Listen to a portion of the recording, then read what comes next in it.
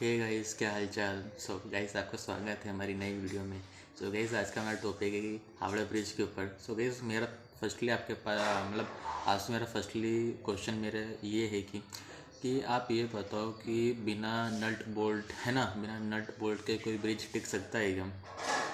और वो भी पता है कि 1 लाख गाड़ियाँ पर डे, ठीक है, पर डे, और नो सिंगल सपोर्ट, ठीक है, और बीच में कोई सपोर्ट्स नहीं है, और फिर भी 1 लाख गाड़ियाँ और हज़ारों हज़ारों पीपल्स पे ट्रैवल रोज कर रहे हैं, तो ऐसा कैसे पॉसिबल हो सकता है? ठीक है।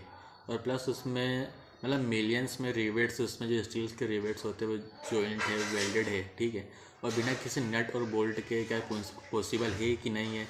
तो मेरा आपसे क्वेश्चन है, ठीक है। और पहले तो आप इसका आंसर देना, ठीक है।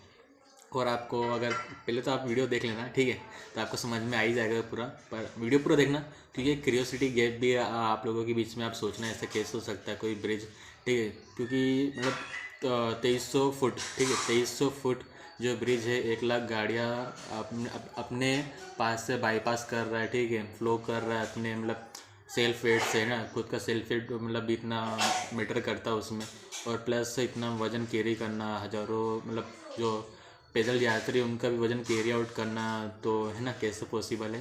तो आप इस वीडियो को पूरा देखिए, तो आई होप गाइस आपको इन्जॉय मिलेगा, ठीक है। और एक इंजीनियरिंग मिस्ट्री भी इसमें इन्वॉल्व है, ठीक है, कि कैसे पॉसिबल हो पाया, ठीक है।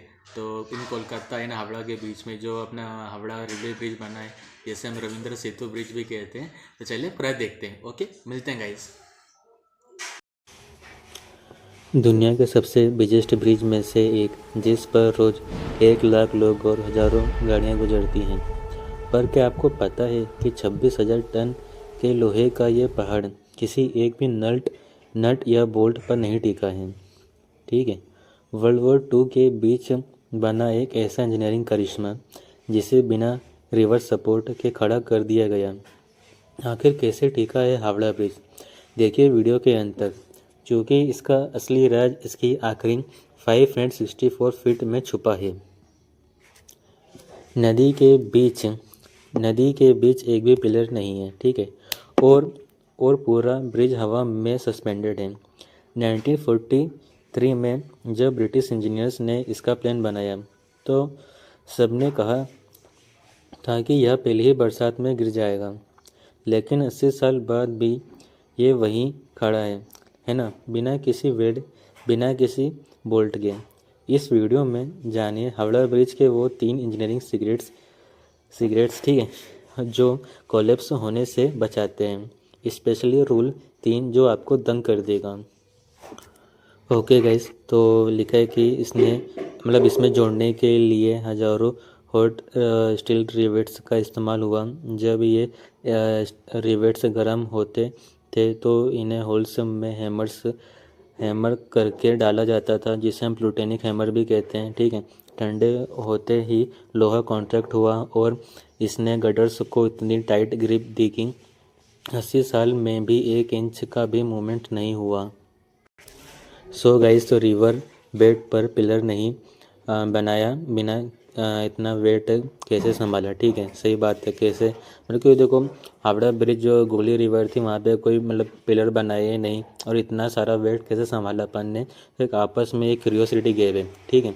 बट सीक्रेट्स था कि टिस्क्रम्स स्टील्स में, जो कि टाटा स्टील का बनाया एक विशाल अलॉय स्टील जो लाइट वेटेड होने के साथ डबल स्ट्रॉन्ग था, और टावर्स के नीचे बनाए गए 180 फुट, है ना, 180 फुट लॉन्ग मोनोलिथिक केशंस, ठीक है, फाउंडेशन जिसे हम कहते हैं, जो ज़मीन के 100 फीट नीचे क्ले लेयर पर टिका है।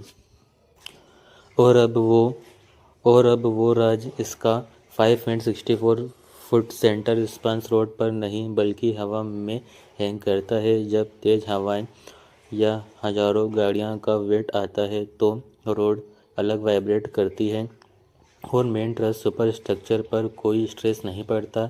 यही वजह है कि बिना एक भी बोल्ट के हावड़ा ब्रिज आज भी अमर है। सो गाइस, पूरा स्ट्रक्चर सुपर स्ट्रक्चर टिस्क्रम्स स्टील से बना हुआ है, ठीक है, जो कि ये लाइट वेटेड है और स्ट्रॉन्ग है, ठीक है, और ड्यूरेबल इसकी स्ट्रेंथ भी है, ठीक है। फिर जैसे मेन पार्ट इसमें पता क्या था, क्या क्यूरियोसिटी होती है कि बिना किसी नट और बोल्ट के ब्रिज आखिरकार टिका कैसे है, ठीक है। ये वर्कर्स कैसे वहाँ पे काम कर रहे हैं, क्योंकि जो स्टील रिवेट्स होती हैं उसको मतलब हैमर्स को तो पकड़ना और फिर वहाँ पे हैमर करना, स्पार्क वहाँ पे, ठीक है। जैसे वहाँ पे इंजीनियर्स जो भी वर्कर हैं वहाँ पे मतलब एक अलॉय, गरम अलॉय तो होल्स में जो डालते हैं, फिर देन दूसरा जो पर्सन है उसमें हैमर करता है कंटिन्यूसली, ठीक है। फिर देन वर्कर जो है उसमें प्रोटेनिक हैमर्स का जो कंटिन्यूसली वो शेप प्रोवाइड करना चाहता है जो रिक्वायरमेंट्स के थ्रू वहाँ पे दी गई है, ठीक है। फिर जो वर्कर्स की टीम है कैसे वहाँ पे हैमर्स को, जो रिवेट्स है उसको कैसे हैमर कर रहे हैं कंटिन्यूसली, ठीक है। अगर कुछ भी अगर गलती होती है, जो भी अगर जैसे ठंडा हो गया जो भी रिवेट्स है तो उसको दोबारा गर्म करना फर्नेस में, फिर देन इंस्टॉल करना वहाँ पे ये प्रोसेस रहता है, ठीक है। फिर कैसे वर्कर्स कंटिन्यूसली जो टीम है वर्करों की वो कंटिन्यूसली काम कर रही एक रिदम में, ठीक है। तो एक प्राउड के मोमेंट है कि जो ऐसा काम हो पाया है आज। एंड देन ये वहाँ पे पूरी फैक्ट्रीज़ में ऐसा काम हुआ है, फिर वहाँ पे जो वर्कर्स हैं उनके लिए एक हैप्पीनेस की बात, ठीक है। तो जो वर्कर्स उनके दिन की और रात की शिफ्ट दोनों में काम होता था, ठीक है। फिर एक प्राउड का मोमेंट आया जब ये काम कंप्लीट होने पे आ गया था।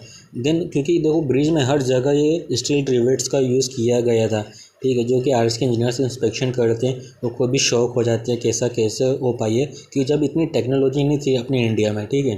क्योंकि 1943 के समथिंग ये वहाँ पे कंस्ट्रक्शन हुआ है, तो वहाँ पे ऐसा काम करना, देन वर्कर्स की इस रिदम में, इस एक्यूरेसी में वहाँ पे काम करना एक अचीवमेंट्स की बात है, ठीक है। देन फाइनल लुक ऐसा आया जब हावड़ा ब्रिज बन के तैयार हो गया, क्योंकि यह 507 मीटर्स लंबा था, ठीक है। मतलब इसमें कोई बीच में भी नदी में कोई ऐसा पिलर नहीं था, कोई सपोर्ट नहीं था, एक कैंटिलीवर डिज़ाइन पे इसको डिज़ाइन किया गया था, जो कि अगर जो लोड आता अपना बस का, रिक्शा का, उसको एक प्रॉपर मेकनिज़म था, ठीक है। सस्पेंडेड एंटी कूलर्स वहाँ पे थे, और इसकी फुटिंग्स भी मोनोलिथिक केसन्स के थ्रू वहाँ पे 100 फीट नीचे हावड़ा क्ले के जो हार्ड रॉक थी वहाँ तक इसको अपने खुदाई की गई, फिर वहाँ पे मोनोलिथिक केशंस हमने कंस्ट्रक्ट किया, ठीक है। देन ये फाइनल लुक वहाँ का ऐसा है कि वहाँ पे हर तरह की लोड कैलकुलेशन की गई। देन मेन पार्ट तो ये है कि भैया किसी बिना किसी बोल्ट और नट के वहाँ पे ये रेडी हो पाया वहाँ पे, ठीक है। जो कि वहाँ के स्ट्रक्चर की मेन स्ट्रेंथ यही प्रोवाइड करता है। एंड देन आज की कंडीशन ये है कि जो ह्यूमन्स जो पीपल्स हैं पान गुटखा खा के वहाँ पे थूकते हैं, तो वहाँ पे क्रोजन हो गया है, ठीक है। देन इंजीनियर्स का जब इंस्पेक्शन हुआ तो उनने वहाँ पे ध्यान दिया, क्योंकि जो उसकी फाउंडेशन की जो प्लेट थी वहाँ पे वो आधी इंच से भी कम हो गई थी, तो वहाँ पे फिर फाइबर ग्लास प्रोटेक्शंस वहाँ पे फाउंडेशन के थ्रू अपन ने वहाँ पे करा। देन इसका अपन को हर टाइम मेंटेनेंस करना पड़ता है। एंड देन गाइज ये इज़ द लास्ट डे। अगर आपको वीडियो अच्छी लगी हो तो लाइक कीजिए, सब्सक्राइब कीजिए। मिलता है आपको किसी नेक्स्ट वीडियो में।